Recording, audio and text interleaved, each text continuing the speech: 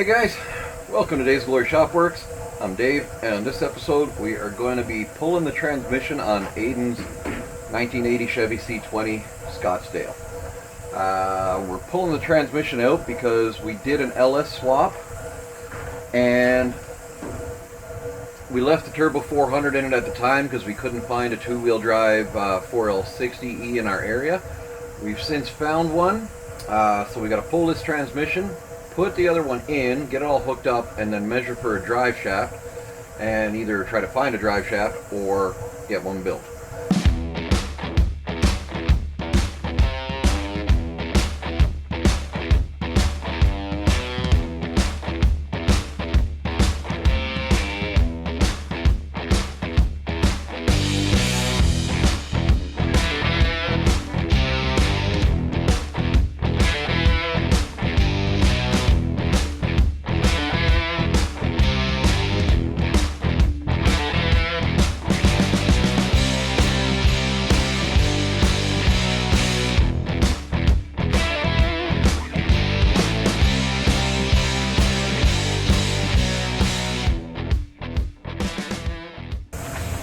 Alright, battery's disconnected, truck's jacked up, time to start moving the drive shaft and catch some fluid if we can. I really don't want to soak all the plywood because it's the only plywood I have.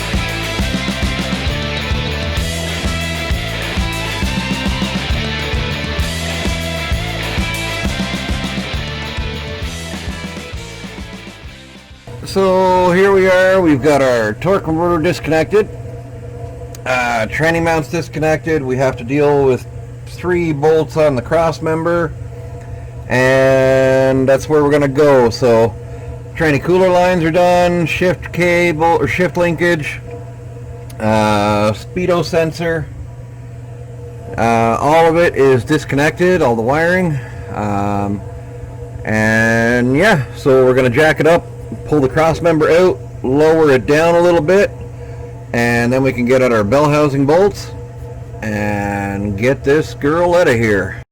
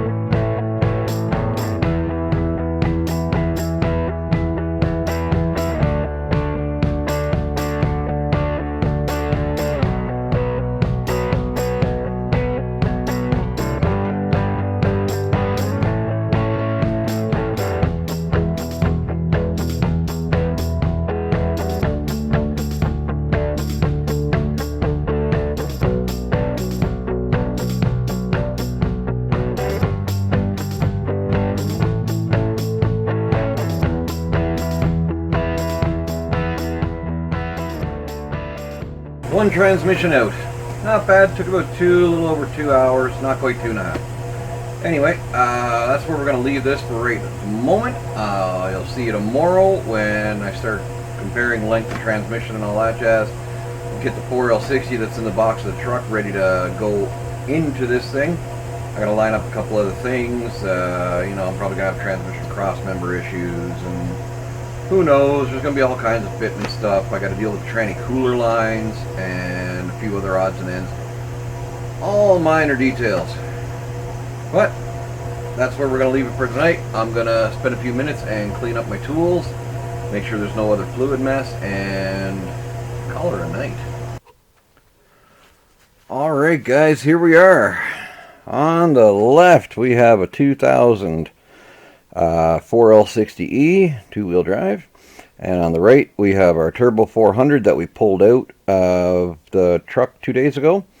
Sizing them up, the 4L60 is about 4 inches longer, give or take. The transmission mounts in a different location, a few little odds and ends like that, and it is generally bigger.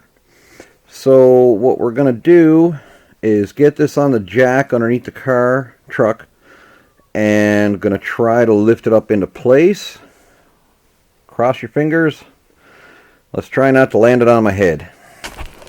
Sometimes it's nice to have an extra day off, because when you look, hope you can see that, guys, the rear main seal housing is leaking. It did have an oil drip once in a while, but it's the housing. So we're going to pick up a new housing gasket, a new rear main seal, and change that out. Alright guys, it's a couple days later.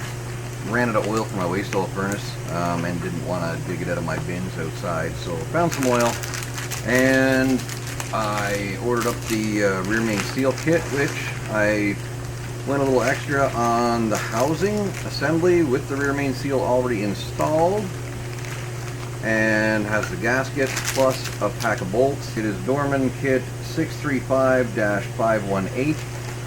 It was about 90 bucks Canadian, and this will do the job to fix our rear main seal housing cover leak. So I'm going to get under there, get the old one off, clean up the area, get this one on.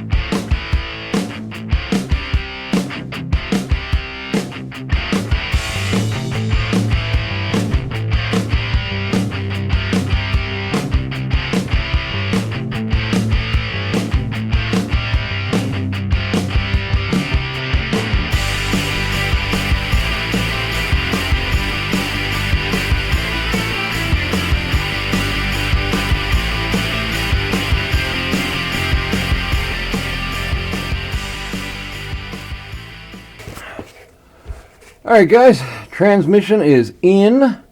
I'm looking at the cross member right now, and I have to move the upper bracket for the cross member because I believe I can shift everything over to these holes and it's going to line up with my tranny mount, which is right here. And that might just be great news. So I might have to drill a new hole in the middle of the cross member. I got to measure it up once I get this thing movable, but that's minor details. So I'm going to tackle this cross member and get back to you here. There we have it. The transmission is in. We now have a 4L60E, and I just got to dig out the electrical connections for the transmission out of the harness, measure for a drive shaft, and then finish a couple things like tranny cooler line, shifter linkage. I got to finish the transmission mount, but it's bolted in. It's resting on the frame on that side. This side's got one bolt holding it in, but that's enough for me to make sure everything's lined up and square. So that's where we're going to leave it right now. I got a rumbly in my tummy, and I'm going to go fill it with some food. Then we're going to get back after this, start piling away on the little details, and I don't think we're going to get it fully connected at the moment, but it's on to bodywork real soon. There we go. 3/4 of a 4L60E transmission upgrade. Thanks for following along, and we'll catch you on the next video.